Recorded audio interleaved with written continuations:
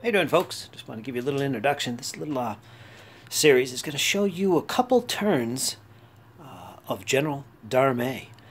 This is basically me learning the game for the first time. You're going to be able to watch me go through a couple turns. Now, I got a battle laid out that I've been playing for quite a while now. I think I've got about a dozen turns in. And what I'm going to do is I'm going to take two of those turns from the later half of the game and show you the various phases of the turn and how I am going through it. And hopefully you guys can gain some insight as to how the rules are done, or at least how I learn a game. I hope it's a little bit entertaining, if not informative. Again, I just got the hard copy of the rules as well, so it makes learning the game a little bit easier. I've been using the PDF, so very good set of rules. I'm enjoying the game. I'm enjoying reading the rules and learning it. So stay tuned, folks. This whole little series, it's probably going to be in two separate parts, and this would be part one.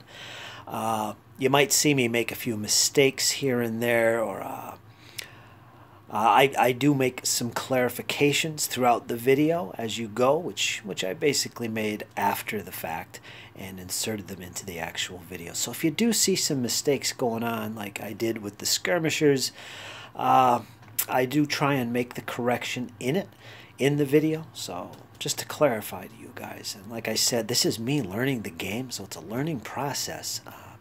But again, I hope it gives you some insight as to the rules and how they play out and how they work. And stay tuned. I will also be posting a full review later on as a separate video, and more likely than not, a full battle report from start to finish, a full battle. So stay tuned, folks, and I hope you enjoy this little series I'm putting together. All right, thanks again. Leave comments, give me some feedback. Do you enjoy this sort of video with all the in-game dice rolling and observations and me demonstrating the learning process of figuring out a new game? Let me know if you like that. I'll probably put up some more videos like that as well if they're pretty good and you guys like them. So here you go, folks. I hope you enjoy. Folks, here we go, and again with my Gd'A demo game. I thought I'd pick up the next turn, show you guys a little bit of the action as I go through it. I am playing solo. One thing I do have to point out up here where the cavalry are, my units were too small. Basically, my two bases equals about a squadron. And I believe you need at least 2 or more units or squadrons to be a functioning unit of cavalry, something like that, but they were too small. So basically what I did is I rearranged my cavalry on both sides and put them as 4 bases strong. So yeah, a couple of the units suddenly disappeared from the action, but I think I've got it consolidated to about what it was. I've got a unit of hussars up there on the table, or on the hill. They're unformed. They've taken 2 casualties below them. Starting on the left are some Russian hussars, followed by some Cossacks who are unformed. And behind them is a unit in retreat of Cossacks. And they're all scattered about. They got to get rid of that retreat status. And they've taken 3 casualties. So we'll see what they do this turn. That's about it. I just had to do a little rearranging. I'm going to get to the next turn. I'll show you guys what transpires in that turn. First up is the command initiative phase. If we pull out our little sheet there, you'll see, boom, there it is. And the first thing you do is ADC availability and taskings. In other words, what do you want those ADCs to do? You get 1d6 for every brigade, basically. They all supply at least 1 ADC. The French have 3 brigades, so they're going to roll 3 dice. They need 3+ to get an ADC available for tasking. The Russians as well, they have only 2 brigades, the cavalry and the central infantry brigade. They lost their 3rd brigade, so they're only rolling 2 dice. So green for the Russians. Let's roll them. They need 3+, folks. Each one is an available ADC. So 2, nope, 2, nope. French only get 1 available ADC. The Russians get 2. That's good. So the Russians might be able to do a little bit more. They can now take their ADCs that are available and send them out on tasks, do things to their brigades. take a look at this right here on the play sheet. You can see all the things you can do with your ADCs. That's most of the things you can do anyway. You can boost the morale. Batteries that are low on ammo, you can task an ADC to get them back with their ammunition again. It takes 2 ADCs to do that. Basically, it allows you to replenish a brigade's artillery ammunition if brigade obeys its orders. That's another thing to point out.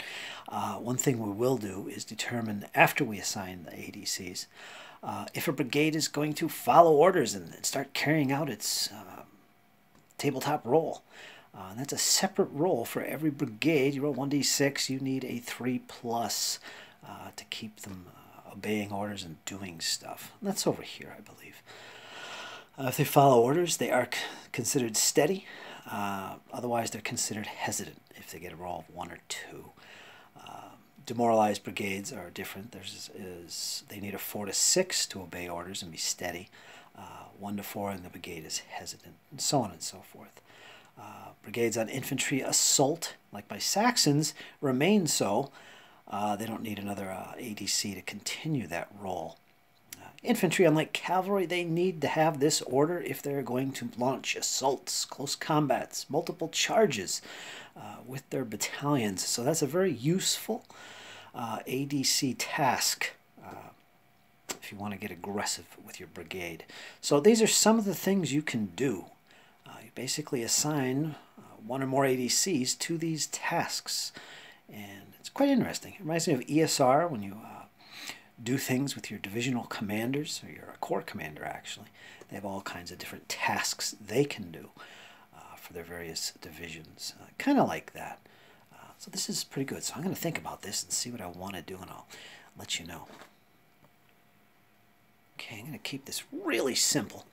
And basically what I'm going to do is I'm going to assign the ADCs for both sides. Well, let's do the Russians first. And I'm going to assign both of their available ADCs to the brigade attachment task. There should be a little marker for that. Where is it? But anyway, what that does is it allows a brigade to re-roll a failed follow orders or activation roll, like I was just mentioning there. I have these little markers to indicate that. You wouldn't show your opponent this. You'd flip them like that so they don't know exactly what task a particular brigade is under. And you can also put blank ones to fool your opponent, so they don't really know what you're doing. But anyway, Russians are going to put maximum of 1 ADC to this task can be assigned per brigade. So the Russians have 2 ADCs available. They're going to put 1 on this brigade. A little marker that says brigade. And the second one will go on the cavalry. And again, what that does is it allows that brigade, if they fail to activate or follow orders for the turn, that gives them a reroll, so it's pretty handy. And for the French as well, they are going to do the same thing. It's just a matter of which brigade they're going to apply it to. They only got 1 ADC available, which is unfortunate. And I think that would go on the cavalry up there in the hill, because that's a particularly important fight going on up there. And there I just paused the camera and I placed a little brigade marker. So all is well. So they're going to get rerolls, all those brigades that I gave a brigade attachment to. Next thing we do is we roll. We make the rolls for each brigade to see if they follow orders for the turn. Let me zoom down here. We'll start with this Russian brigade. In fact, we'll do both Russian brigades one at a time. They're going to roll a D6 for this brigade. They need a 3+. And they get a 4. They're okay. So they don't make use of this brigade reroll, which is unfortunate because it kind of wastes it, but it's good to have if it's really important. Now the cavalry brigade up there, we're also going to roll. Let's see what they get. Now they have a brigade attachment with an ADC, so they get a reroll as well. They get a 1, so there it comes in handy. So with the reroll, they need a 2+, they get a 4, that is good. So that ADC came in handy for the cavalry. They obey orders. Now let's do the French one at a time. Well, it's kind of dark on the other side there. Start with the Saxons. They need a 3+, and they get a 6. They are obeying orders. The Central Brigade, currently with 1 battalion in retreat. they get a 4, so they are okay. And finally, the cavalry, which is up there on the hill, they need a 3+ as well. They do have an ADC as a brigade attachment. They get a reroll. And they get a 4. So I don't need that ADC reroll. So everything's good on both sides. Now the next thing you do is initiative, and this is important, and it's been a key part of this battle. I love how initiative works. Both sides roll a 2d6, and every hesitant brigade you have gives you a penalty of -1 on that roll, and the higher roll has initiative. If it's a tie, the side that had initiative in the last turn gets it. Now, there's no hesitant brigades currently. All brigades are following orders, so they both roll a straight 2d6, and let's see who gets initiative this turn. Now, the last turn, the Russians took initiative, which was quite fun and exciting because previously, I think the previous 4 turns, the French had it. So it was quite an exciting moment, and one of the reasons why the Cossacks charged up the hill against the French. And there we go. We got 5, 6, 7, 8, 9 for the Russians, 3, 4, 5 for the French. That is decisively initiative for the Russians. So this turn, initiative will be for the Russians. They'll move first and they will shoot first before the French. Melees and resolves simultaneously. Charges, it starts off with the Russians, the side with initiative, and followed by the French. Okay, folks, that's a little bit of the turn sequence. The next part of the turn is charges, followed by movement, firing, and then melees. And I'll get into that in a bit, folks. I hope you enjoyed that little run-through. It's pretty much how you do the command and initiative for the turn. So there you go, folks. I'll give you one more look at the ADC tasks and how many ADCs it takes to do certain things. Here's that brigade attachment. One ADC. You can re-roll a brigade command roll, like I did there for the French. Maximum of 1 per brigade. Austrian, Russian, and other armies may redeploy foot artillery if brigade obeys orders. Optional. Austrian, Russian, and other may attach a brigadier. So there's a lot of and ifs and buts, optional things to this, which is nice. I like that. But there you go. That's an idea of how it works, folks. Okay. I'll update another video pretty soon and show you some of the other parts of a turn. For now, that is the command and initiative. Hope you enjoyed. In the command phase, one thing worth pointing out, to get out of this retreat status like these Cossacks, you need to have a steady brigade. Your brigade needs to pass its command die roll. And if you remember, this brigade of Russian cavalry, they failed their first roll, but because they had an ADC with a brigade attachment, they were able to re-roll it, and they passed the command roll, so they are considered steady. That allows retreating units in that brigade to rally, and in this case, this Cossack unit is going to do that, and you simply take away the retreat marker and reform the unit in any formation you want. And in this case, this is a reinforced line of 2 squadrons, one behind the other. And there they are. They're ready to go. So they've rallied. The French also have a brigade, which I'll handle in a second. One thing to also point out is these units that are unformed, now during the movement portion of their turn, they will reform. They can reform. And basically they remain in place and they form up basically. Unformed prevents you from being effective with your fire, and it also prevents you from moving towards the enemy or charging, that kind of thing. So we want to get rid of those unformed markers for those units. This Cossack unit and this French Hussar unit need to reform, and I'll probably end up doing that. And also the French, I can shift over to the other side of the table here. They have a unit in retreat, this infantry unit. They also, because they are steady, they're not hesitant, the brigade that is, these guys can get rid of their retreat marker and reform, and they're going to form up in a column formation. This would be an attack column.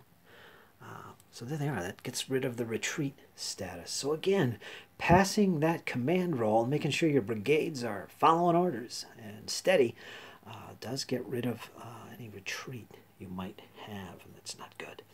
So there we go, folks. Now let's actually get into the charge sequence of the turn, starting with the Russians. They get to declare some charges and see what happens with that.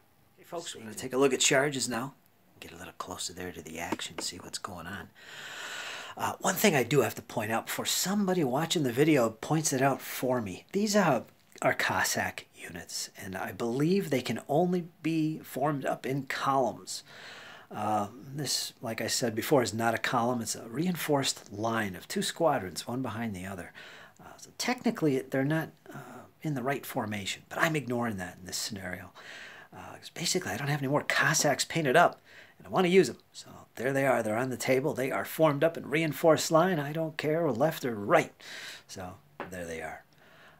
I think typically in these games, you'd probably have at least 3 squadrons in a unit. I think it might even be in the rules where that's the minimum size. I did read that today somewhere. In the very beginning, it talks about unit sizes and cavalry. I'll have to look back at that and see what it says. I mean, that's what it's all about, learning how to play, right? And again, bear with me, folks. I am learning right alongside you guys. I also have the rules. But anyway, charge phase. To be honest with you, I don't think I'm going to launch any charges. Unformed units can support, although for an attacking side, I'm not sure if unformed units can support an attacking unit. Like, for instance, if these Russians, this unit here was charging, could this unit support him? He's unformed, but normally supporting, again, assuming they're facing the same direction. They're not in this case, but if they were, like that, could this unit support? And I ask that because normally the units that are supporting move forward towards the charged target to maintain their position with the charging friendly unit. So I'm kind of confused about that. But it's irrelevant, folks. I'm not going to launch any charges this turn because what I'd really like to do is get these guys formed up, as well as these French. They want to shore up the defenses and reposition themselves. I don't know if that's going to be an advantage or a disadvantage for the Russians because French do have some artillery who can fire right into these cavalry. So I'm not sure about that. But regardless, that's my plan for both sides in this situation. In the case of the Russians, they don't really know there's dragoons on the other side of this hill. They might be a little energetic and thrust themselves forward and attack these unformed hussars on the hill, but maybe not. To be honest with you, I think most wargamers are overly aggressive, more aggressive than their historical counterparts. I tend to feel that way. I kind of think gamers tend to just throw things aggressively at the enemy, pretty much in an unrealistic way. So I try to avoid that and take the better part of valor whenever I can and shore up the defenses, prepare my attacks a little bit better. Just don't throw them headlong into the enemy. So I'm going to do that in this turn. So unfortunately, there is no charges in this turn, and we're going to get right to the next part of the turn, which is movement. But I'm sure, folks, we'll get into some charging, and I will record that, and we'll go through the details. I do have plans for both these brigades of cavalry, the Russians and the French, and we'll see what they do. But for now, there is no charges this turn. And of course, if we look at the rest of the battle, the infantry spread around. Your skirmishers can't charge, neither can artillery, and the infantry are pretty much out of range of charging. It doesn't even make sense to do so for any of the infantry units. But they will be doing some maneuvering.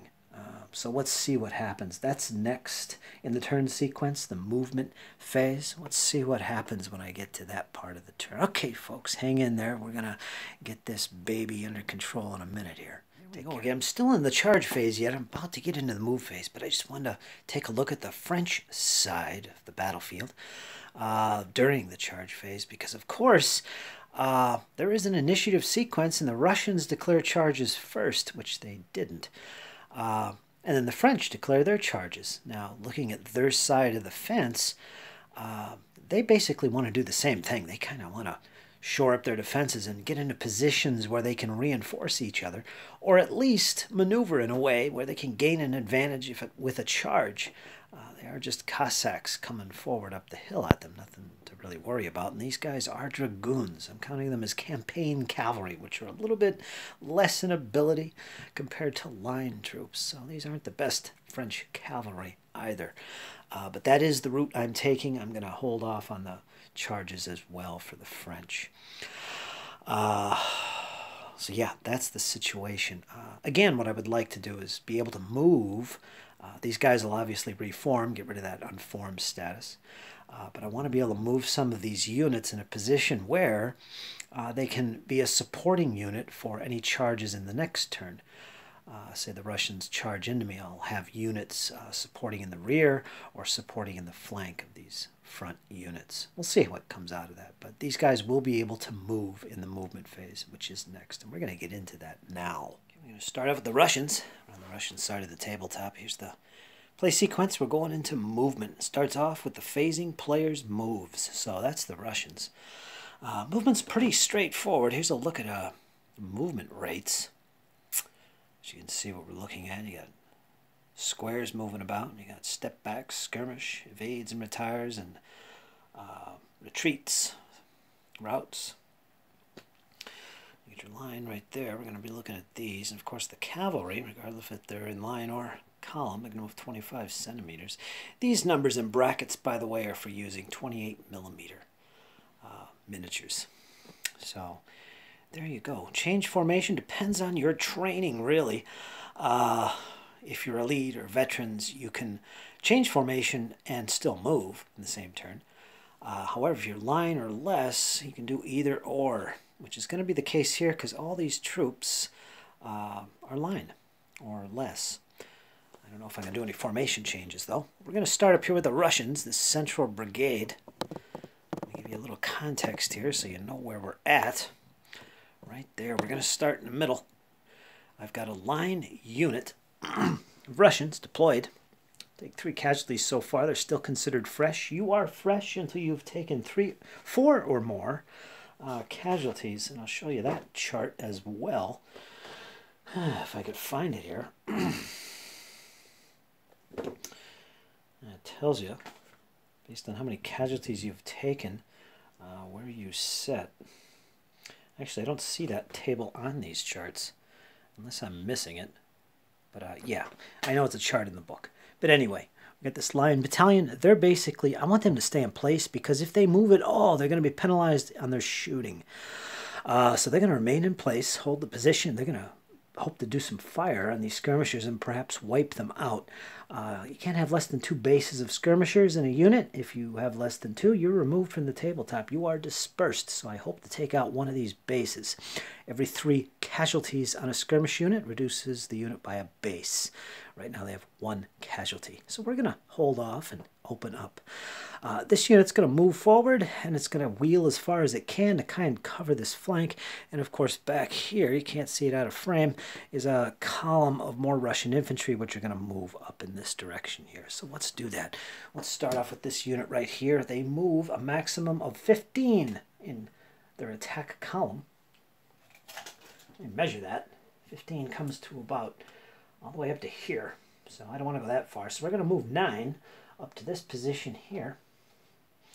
Right there. And then we're going to wheel. This is 1 base width each. So up to here I can measure my wheel. You'll see what I mean in a second. All right, there's the column. Put that on there. And they have 6 centimeters, I believe.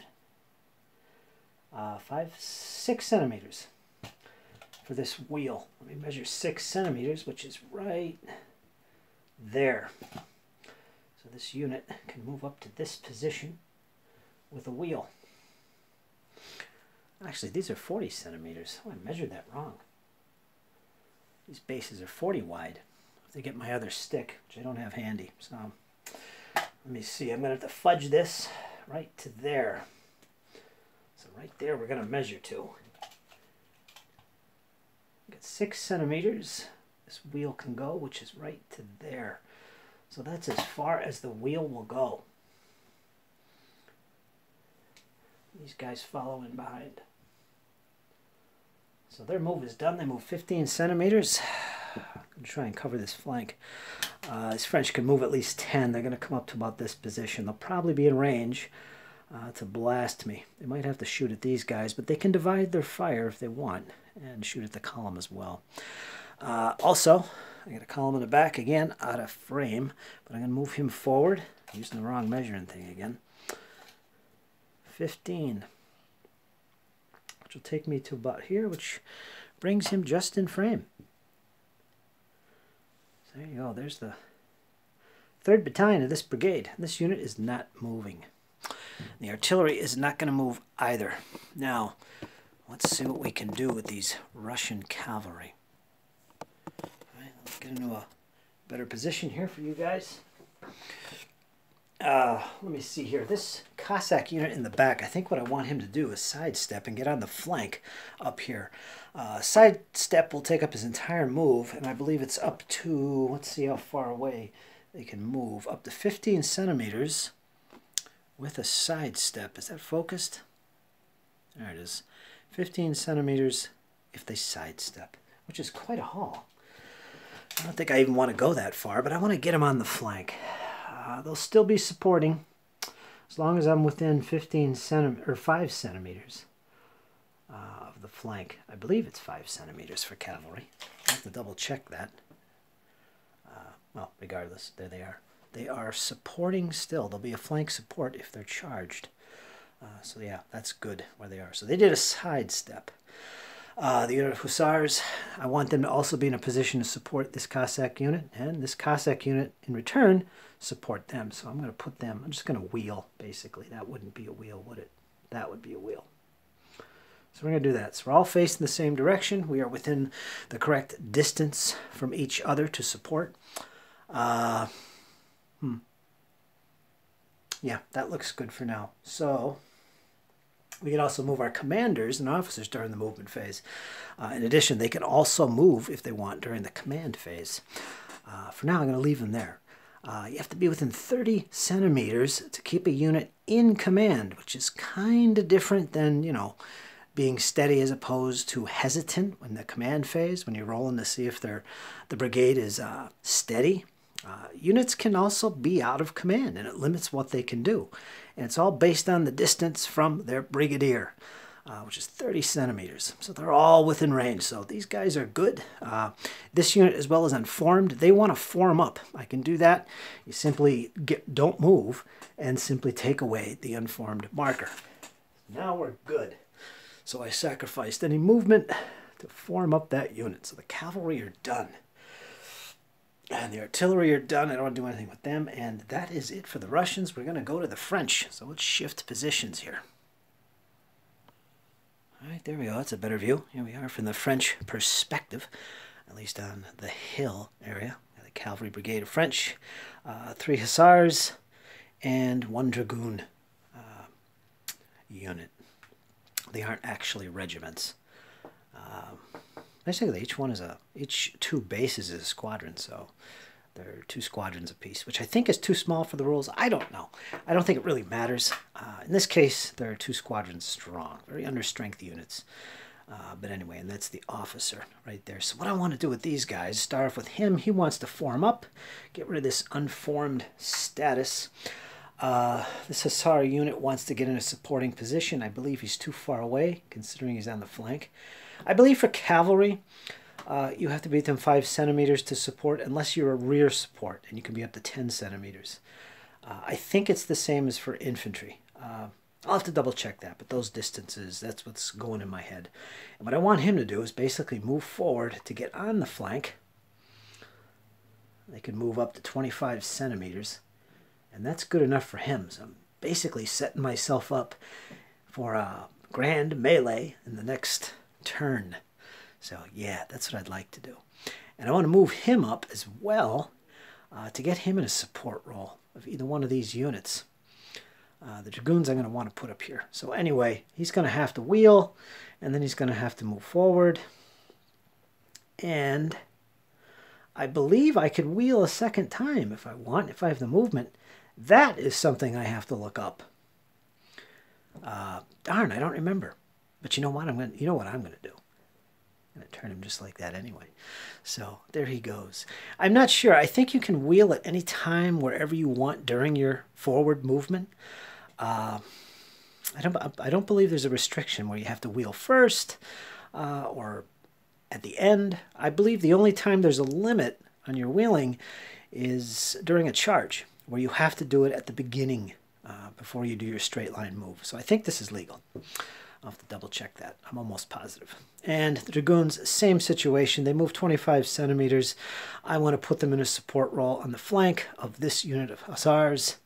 Get this terrain out of the way. It's there for looks. They're basically going to end up wheeling and putting themselves in this position. Now, to be able to support, a very important thing is not only the distance away from the unit you're supporting, but also facing in the same direction. That's important. So everybody's facing the same direction. Commander, I'll move. Put him there. He's always got an option as well to join a unit if it charges the next turn. So there, that's what it looks like. So you can see I'm all set up for the next turn to just go at it. So that'll be fun. All right, so now we're going to shift down the line a little bit. Get the lighting over a little. Again, a little perspective here. Going the wrong way. There you go. We are live, folks. We are live. Anyway, the artillery does not want to move because they want to fire. The manhandling, I think they only move like, God, I don't even remember, 5 centimeters? Manhandle is up to 5 centimeters, which is right there, if they do that. And of course, they'll be penalized if they fire. I believe the penalty in firing will be a -2. I'll have to double check that. It's on the charts, but I'm not going to move them. They're in a good range at the moment. I want to blast away at those Russians straight ahead, or actually probably some counter battery fire. But the rest of the brigade, the 4 infantry battalions, they want to move up. Now, this unit was retreating before, if you remember. He's now reformed, so he's eligible to move now as well. Basically, we're just moving forward. I can start off with my skirmishers. One thing I should point out is there is a maximum distance you can approach an enemy unit without charging, and that is 5 centimeters in this scale. So you cannot get closer than that. You have to stop. So that's the end of that. And my skirmishers, it doesn't matter if they move because their firing will not be penalized. They don't suffer that penalty. So I think I'll leave them where they are. You might think, oh, there's an option to kind of cover the advance of the infantry from these Russian artillery. It doesn't work with the skirmishers because the artillery, they're just basically going to shoot through them or over them. It's not going to affect the cannonballs, folks. So that's not an option for me. So I think what I'll do is I don't know. I think I'll just hold position. There is no reason to move them at this point. The infantry battalions are going to advance in line. You move 10 centimeters. Let's start with this guy. They're going to move forward. If they shoot, they'll be penalized -2. I believe it's -2. This unit here is unformed, so you know what that means. They're going to forfeit their movement to form up again. So that's gone. They don't move, though, so that's the end. But we will be eligible to fire, which is good. I got these 2 columns in the back. You can oblique as well, which would be nice in this situation. I want to kind of move him this way. Facing will not change with an oblique move, of course. Let me move my commander here just to get him out of the way. He's moving 15. Your oblique could be up to 45. We all know this basic wargaming stuff. There's my 45, so I can move up to 15 centimeters in that direction, which is right up to here. That's a little too close. There is bounce through in this game. If you're within 10 centimeters of an artillery target, it has a chance of bouncing through and hitting that unit. So let me double check that since I have cannon coming. So I don't want to go that far. I want to go about here. That should put me greater than 10 centimeters from that frontline unit. So hopefully I won't take any bounce through. Let me check. Yeah, I'm good there. Actually, it would be measured this way because that's where the battery's firing from. Along that line. That's good enough for me. I can see artillery can be quite devastating in this game. And now they can move 15 straight forward. Again, 15 is the rate for columns, or attack columns. Put them up here. I'm not really afraid of being hit by artillery. There's none in front of me.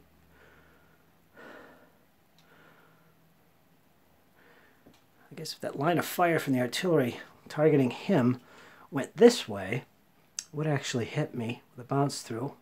I'm at a little less than 10 centimeters away, but I don't think that's going to happen. I purposely won't shoot at that unit in that direction. So yeah, boom, boom, boom, and he went formed. Now we get to the Saxons. Again, I haven't been paying too much attention to these guys. They're on infantry assault orders. They'll do that until they get into this woods, or close enough to satisfy my needs for the order. So there's no enemy to fight. So they're basically just going to move forward. Got a line formation and a column. I'm going to move forward with the line, 10 centimeters for a line formation. It's kind of bringing them forward close to the enemy, so they might see some action yet in the battle. Now they're in the way of the column, which is no big deal. They can move 15. I do not want to interpenetrate. So what I'm going to do is I'm going to wheel. Now you know what? I think what we'll do is we'll do a side step.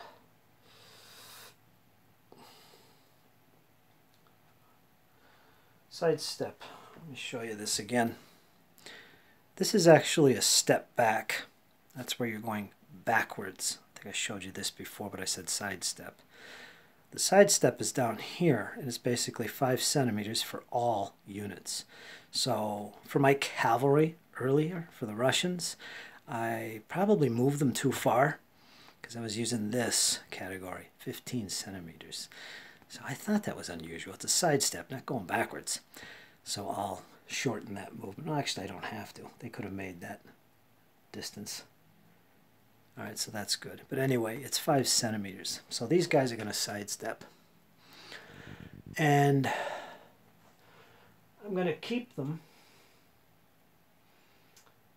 I probably could have obliqued and got up to here. Kept the same original facing, but I'm gonna just mess around here and do a side step. The artillery, I don't think I'm gonna do anything with them. I really have no intention of using the Saxons at this point because I think the game will be more interesting if I just stick with what's facing the Russians, which is this infantry brigade.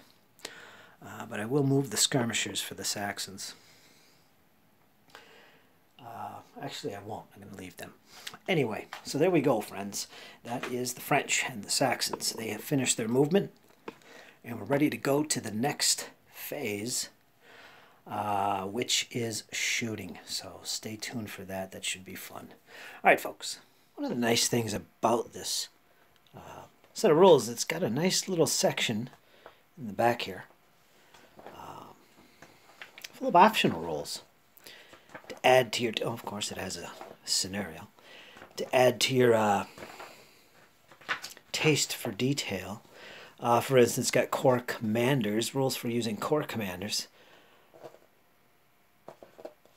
influence ratings and stuff like that, divisional CNCs in corps level games.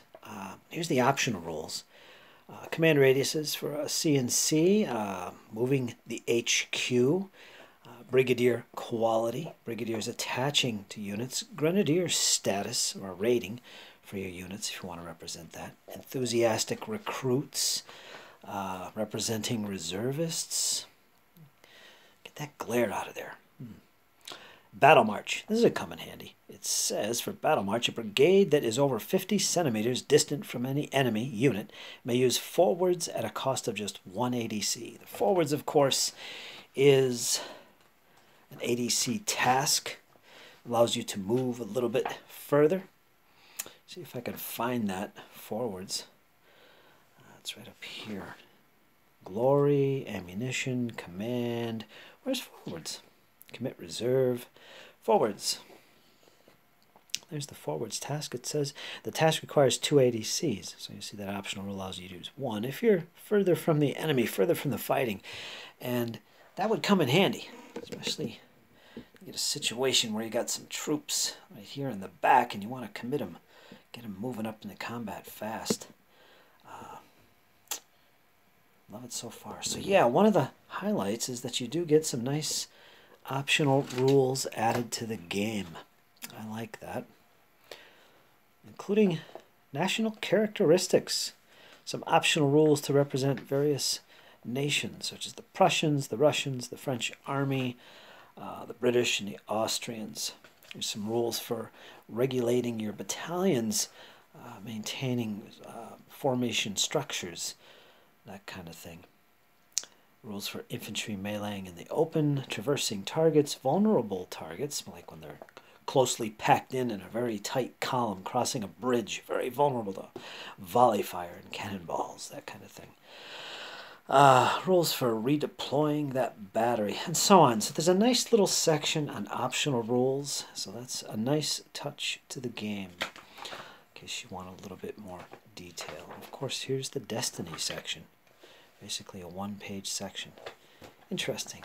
Well, let's get back to the game.